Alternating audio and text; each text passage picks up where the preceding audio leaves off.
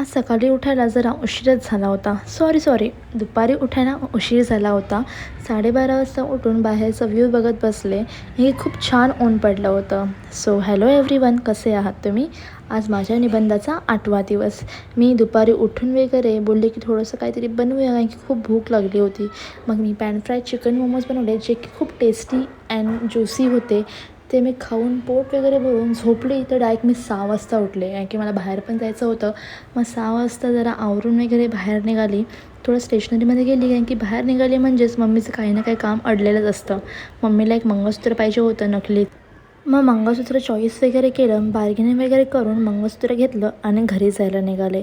पण घरी जाताना मला एक ना माऊ दिसली. त्याची मम्मी ना इकडनं पलीकडे उडी मारली आणि ती माऊ बिचारी, तिला जायचं होतं तिकडे, पण तिला जाताच येईना, कारण की ती स्पेस खूप जास्त असल्यामुळे तिकडनं इकडे उडी मारणं खूप कठीण होतं. मग ती म्याव म्याव करत राहिली. ते बघत बघत मी पण बोलली की ठीक आहे, मी पण जाते, आहे की खूप टाईम झाला होता, 9 वाजले होते, बाहेर पण खूप टाईम होती मी. सो तिकडनं मी घरी जायला निघाले. जाता जाता मी काहीतरी सामान घेऊन गेले, कारण की उद्या मला काहीतरी स्पेशल बनवायचं होतं.